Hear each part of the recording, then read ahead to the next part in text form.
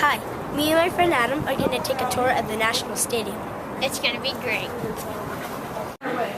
Oh, two more are coming. Yes, this tour starts here. Okay. This is a statue of Walter Johnson, who pitched for the original Washington Senators team. Some people say he may have been the best right-handed pitcher of all time. Now, that statue is accurate in one way. It's not accurate in that Walter Johnson did not have 3 or 4 pitching arms, but it is accurate. It shows him throwing sidearm. He threw sidearm, and they didn't have speed guns in those days, but by comparing him with pitchers who came later, for instance, Bob Feller, they figure that he threw about 100 miles an hour sidearm. Wow. So you think about that. 100, and he threw, you'll read, some people will say he only had one pitch. That's not true. He had a fastball, he had a curveball, and he had a changeup, but he threw them all sidearm. He's in the Hall of Fame. But also, remember I said it's a baseball museum. I think some of you already noticed. Over there, there's a chair from the original Griffith Stadium. There's a picture of the Griffith Stadium. That was here. You know, this is I've been doing this tour for 3 years. This is the first year they cover the seats in the off-season. I was just wondering this morning, do they know something about the weather forecast that we don't know? Are there going to be blizzards all winter? I don't know why they're covering it over. But these seats, if you had a season ticket holder, you would pay about $135 for one of these seats for one game for one seat. That gives you all the food back there. For adults, you get the draft beer and the house wine. So it's, you know, you may or may not think that's a good deal, but see the section right below me here with the guardrail around it? These seats go for about $65. Now for $65, obviously you get the same view. You don't have access to the Diamond Club. So if you want the good view and you don't need all the food and you don't need the air conditioning and so forth, you get a seat here for $65. You go back and you use the regular concession stands and the regular bathrooms. But if you want the good view, you get that for $65. Leave those. We're $8, $5, $10, $13. $5. $5. What's the one?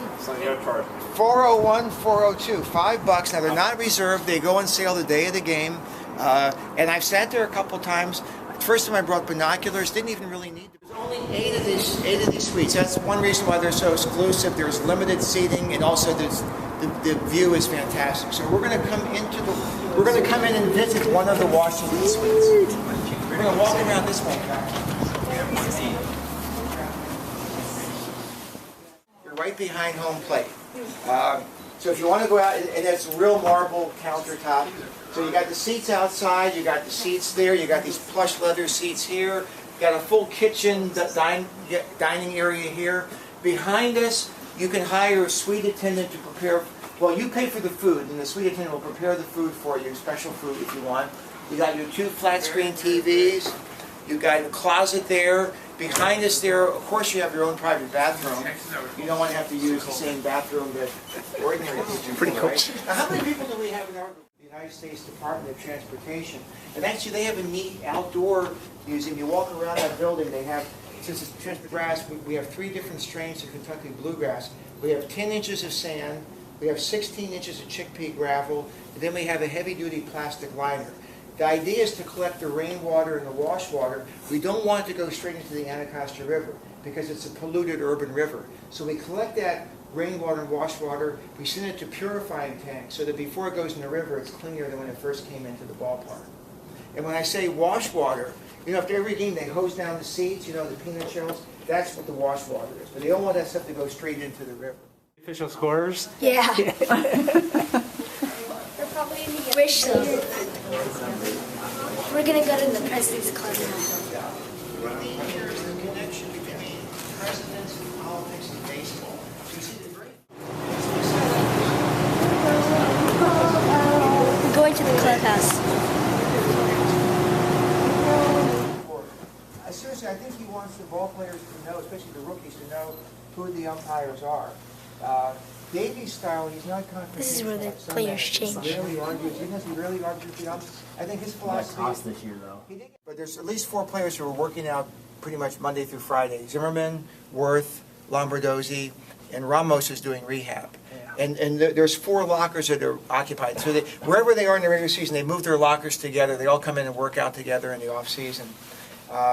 In case you were interested, see the opening here to our right? The second locker over, that's where Strasburg had his locker last year. And on the other side, on this side, see there the clock and there's an opening? The first locker on the other side there is Bryce Harper's locker. He's in with the rookies. So he's in next to Yuri Perez and Steve Lombardozzi, because he was a rookie. Whereas at the far end, the veteran, like Worth and LaRoche and Zimmerman, tend to be kind of clustered together. Otherwise, you have the starting pitchers together, relief pitchers together, then the utility players. The young bucks, you have Desmond and Espinoza are together coming down this side. So they're kind of, sort of linked by position and age and stuff like that. Here's the pictures of all the young players. Very informal, but it's available to any player who wants to come in and use it. The batting cage right outside of the locker room. Turn on the machine. 5, 2, 1. Davey Johnson put a punching bag in case the players get mad.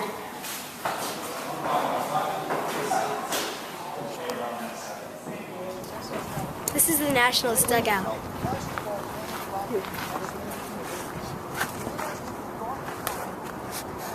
That's the players sitting at that level, because if you're sitting at the lower level, you're below field level. You don't get a good view. But when you're sitting up there, and you see the tape marks, because that shows you where that's where the players sit. Tyler Moore, Danny Espinosa. Espinosa is two. Flores, Desmond. Look, Espinosa. If you haven't seen it yet, make sure you see the batting helmet. Every player has a space for his There's batting something helmet. in this one. Of course, somebody like Espinosa has 2 batting helmets. Why does he have 2 batting helmets? Right. But then we have Steve Lombardozzi, who's a switch hitter. He only has 1 because he's got the little league style. Yeah. But of course, he's saving the team money. He shouldn't be, in his contract negotiations, Yeah, okay, I'm glad you noticed the phone. Let me show you guys something. Yeah. What does that say? It says bullpen phone, right? Yeah. Okay, listen to this now. It's a little bit of a delay. Oh, I hear it. That's ringing in the home team bullpen. Hear it? Oh, yeah. This is the home team bullpen phone. Yeah. Excellent. That was cool. And don't piece of equipment. And can you guess the one clue you have? See these hooks? That's the clue as to what this is used for. What? Well, 100-degree weather in July, day game. Your catcher comes in after a half inning. His uniform is soaked. He can take off his gear and hang it up here to dry. The visiting team catcher, we don't care what he, he can leave it on, he can throw it on the ground. We don't really care what he does.